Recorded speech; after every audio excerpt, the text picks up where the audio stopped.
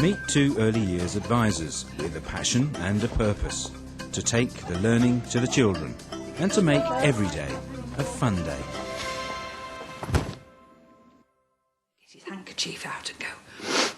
I'm Sheila Sage. I'm Primary Inspector with Early Years Responsibility in Worcestershire, and my job is to help, support, challenge and moderate, I think. I started off with adult young offenders and realised every year I went back that I needed younger and younger children, because that's where it is really. That's it. So you're going to sit here. I'm Sue Durant, teacher advisor for early years. I have quite a large role in that I support schools, but also I'm part of the mentor-teacher team. I started teaching in the 70s, really found that I loved early years. I was really lucky in that I had Sheila as my inspector. And we formed a kind of bond, I think, right from the start. We were on the same wavelength. Giving children time, space and responsibility is not easy, because in some ways it's taking the onus away from the member of staff and giving it to the children. The way that you set up your setting has to be quite structured, and that the children really have to know the routines, because without those routines it would just be lots of children wandering around the classroom not knowing where everything is. Sue and Sheila visit many early years settings to work closely with the staff. One such setting is St John's First School in Kidderminster. Here, from the moment they arrive, the children take responsibility for their learning by sharing in the daily routines. I think when children first come into a new setting, practitioners need to know that they can spend quite a long time in talking to the children about very simple things like, how do we go and hang up our coat? How do we know that this is yours? Where are we going to put your picture if you want to take it home? All those really simple things sometimes are kind of rushed at the beginning of their time in a new setting. And if children don't sort of cotton on to that, and then they're not able to do those things for themselves.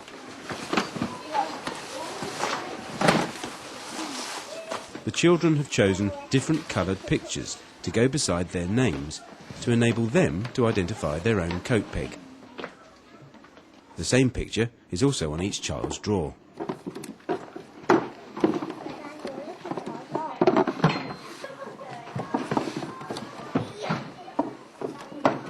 It's important to encourage self-registration, for instance, for children, and there are many ways of doing this. One way is for children to have something in their tray. They can go straight to their tray in the morning, for instance a teddy, and they can hang it perhaps in a designated space in their area, and then afterwards they can count and see how many people are here.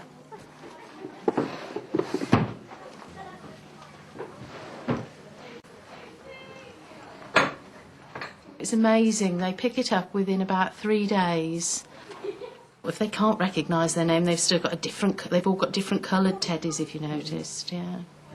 Some days we go one step further and they actually take the teddies off and count them, and then another child will go around the room touching the heads of children, and we see if the two numbers tally. Then we find the number on the 100 square, so you can go one step further with it. Rebecca. Hoops. Hippie. It doesn't have to be teddies. There are many ways that children can have their self-registration routines. A really good way that I like is when children come and actually write their name on a large sheet of paper. And many settings now really enjoy having that, because it means that the children at the beginning of the year might just do a cross, a line, or any mark which they say is their name.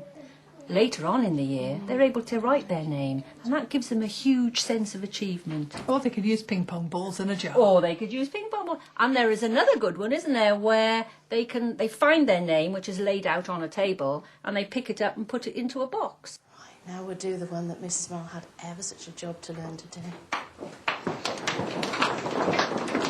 To get the blood flowing, the children start the day with Brain Gym, a lively way of getting the children's brains working and improving their hand and eye coordination. So how do the morning activities begin? The children will often know what they want to work with and what they need, and so you need to give them that chance to be able to go and get the things out for themselves, and don't put lots of things out for them so they can go and find their own things. Look. We need dice. We need to play that game up. There's the dice. We think that where there's a high degree of self-chosen activity, that's when children are most engaged. And that's very difficult for practitioners because they feel they want to teach. That's what they're there for. They're there to be able to teach the children. But it's where there's self-chosen activity, where children are really involved in what they're doing. That's when the learning is richer. And that's when we want to encourage that in our settings, don't we?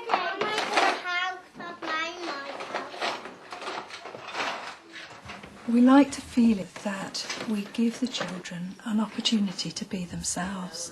I think education has had such an effect on practitioners, trying to make them fit into a mould. Yeah.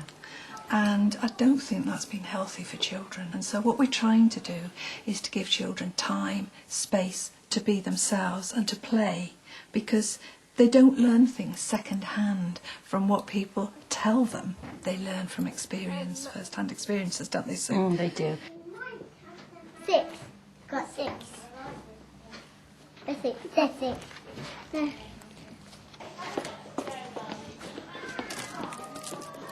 The daily routine of getting milk is another way that children can be given the space to develop their independence.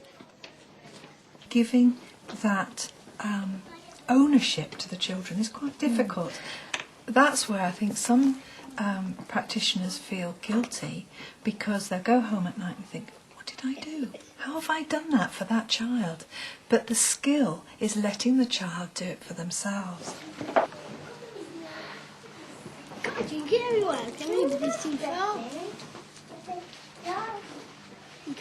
What we're saying is that children, we'd like to see children knowing if they want to play with the bricks, if they want to play in the role play area, that they can, they know have where the access things to are. them. Yes. Hold her head. Why have we got to hold her head?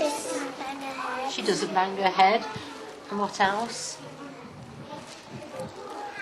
What would happen if she fell into the water? She'll get water in her mouth. She would get water in her mouth. So put some more in. Don't put any more in, put some more in. People don't want children to fail, so they give them too much information. They support them too much so that children lose that ability to struggle. And what we want is children to be able to struggle with ideas, because that's the time they think, that's the time they work out solutions, and that's the time they feel they've got a sense of achievement when they've finished it.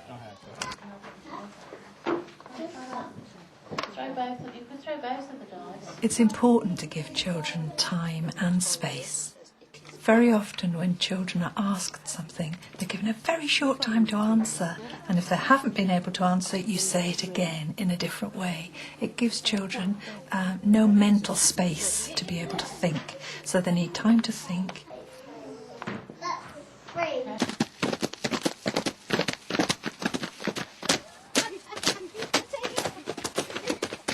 We don't need to have the classroom absolutely full of desks. They need space to sometimes work on the floor, sometimes work on a tabletop, sometimes get something out and plan it, because it's the time to plan their activity. Sometimes children shouldn't be given the activity, they should have time to plan it for themselves. Hello.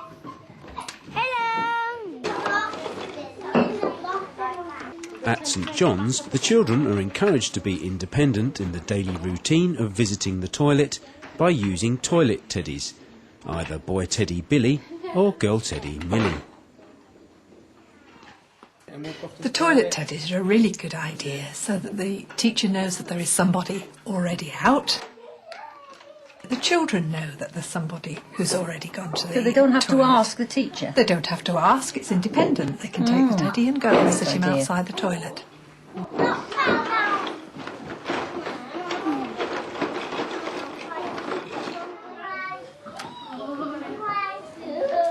We're going to do secret box now.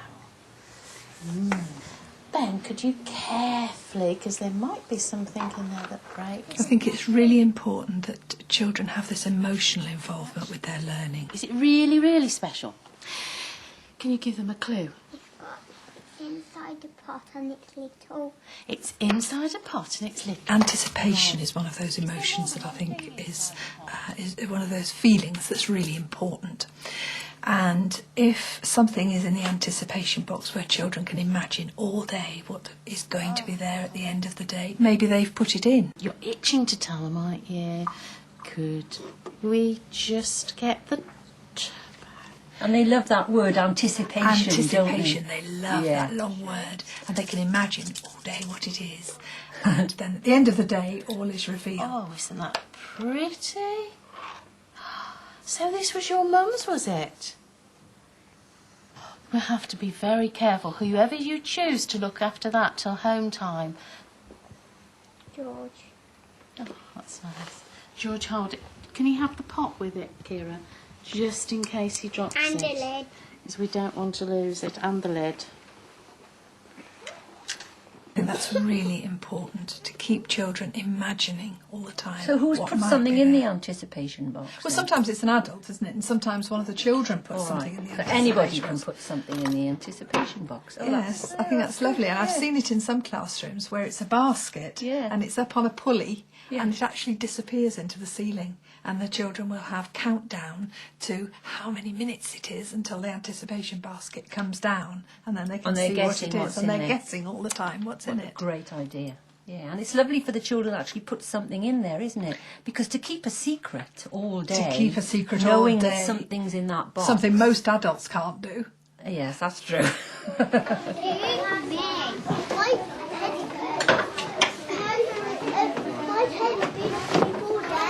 I think we do expect too much of practitioners sometimes, because we have given them the lead that they've got to be prepared for everything, they've got to be planned. And now what we're saying to them, stand back sometimes Yes, that's true. and listen to the children. And I don't know that we have given them sufficient basis to be able to do that. I mean, that's what we keep trying to do, isn't Yes, it? it is, and we talk a lot about you must stand back and observe your children and make little notes and then go back later and put it into your planning. And we probably don't do enough about how to do this practically. Children need to know that if they were building in the blocks or building something, and they had to stop it, then that it would still be there for them tomorrow. That things are in the same place and that they have that wherewithal to be able to go back and do it. So it's giving them time to go back and refine.